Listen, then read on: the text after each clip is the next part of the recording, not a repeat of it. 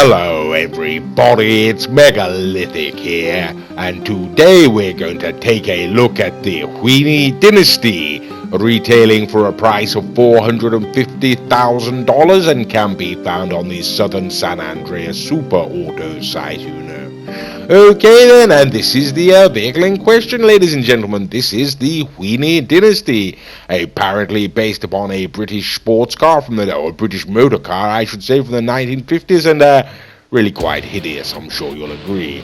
Okay, well, nevertheless, ladies and gentlemen, we spent nearly $500,000 on this vehicle, so let's give it a test run, shall we? And how about that? Just about made it up the hill, although I'm quite sure you'd have got up there faster if you would have walked or gone on a push bike, perhaps. Okie dokie, so then, ladies and gentlemen, acceleration hasn't got any. Let's check out the handling, shall we? Okay, really rather lacking, and top speed, ladies and gentlemen, coming on down this hill. We've got quite a run up. Let's see how much airtime we get, and we barely get off the ground at all. Okie dokie, and there we go, just made it down to the bottom of the hill, and oops, okay, you're right, okay, didn't intend to do that, right, hit a post and went spinning all over the place now, didn't I?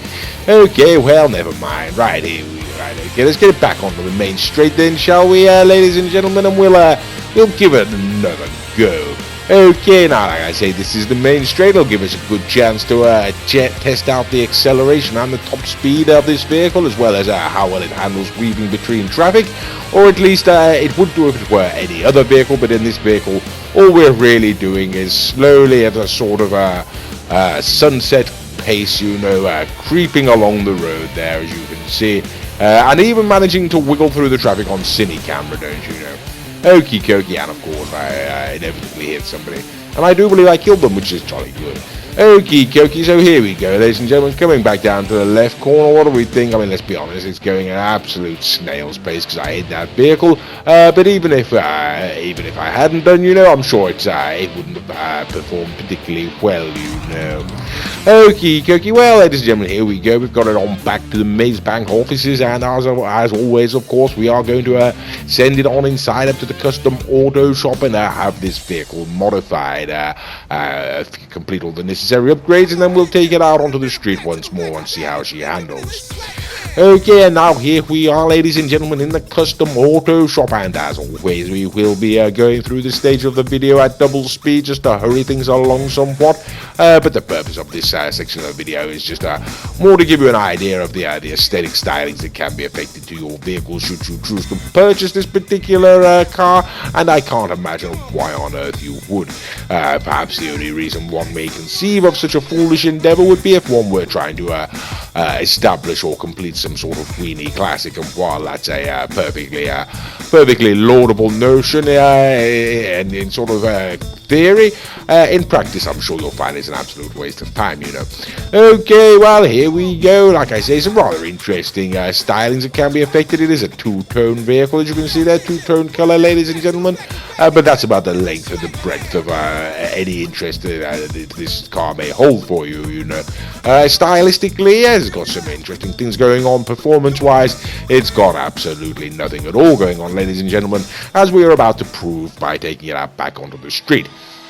Okay then, ladies and gentlemen, now of course this vehicle has been fully upgraded across the board in terms of performance, as well as the aesthetic styling, that's to say turbo and engine and such forth, suspension, transmission, that sort of business, and so effectively speaking, this is as good as this car gets, ladies and gentlemen, and it's still shockingly abhorrent, right? Okay, completely lost the corner. It was trying to be a bit go around with a bit of flair, not the right thing to do, but as I'm sure you could see, ladies and gentlemen, it wasn't just losing the corner, it's how long it takes to recover from that loss, and as I'm sure you'll agree, that really was a rather irritating amount of time.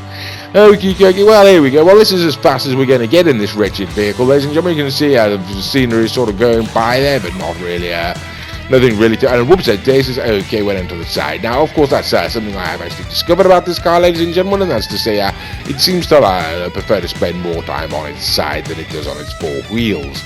Okay, well, we're going down here. Now, normally, ladies and gentlemen, I do try to keep these quick reviews under 6 minutes in length, to justify the name quick review, but this vehicle is so absolutely shockingly slow. Unfortunately, no way I've been able to edit this video together and keep it under 6 minutes including the footage, because it's taken so absolutely goddamn long to get around this standard lap. And that should give you an indication of just how underperforming this vehicle is. It really is absolutely shocking. So, what's the review of the Weeny Dynasty? Acceleration, doesn't have any. Handling, no. Top speed, not a chance, I'm afraid.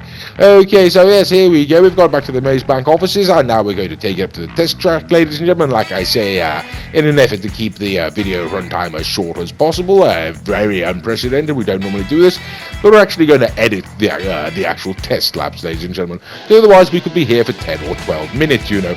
Okay, so we go up against the, I believe that was the Weeny Issy Classic, ladies and gentlemen, and the Weeny Dynasty loses to the Weeny Issy Classic.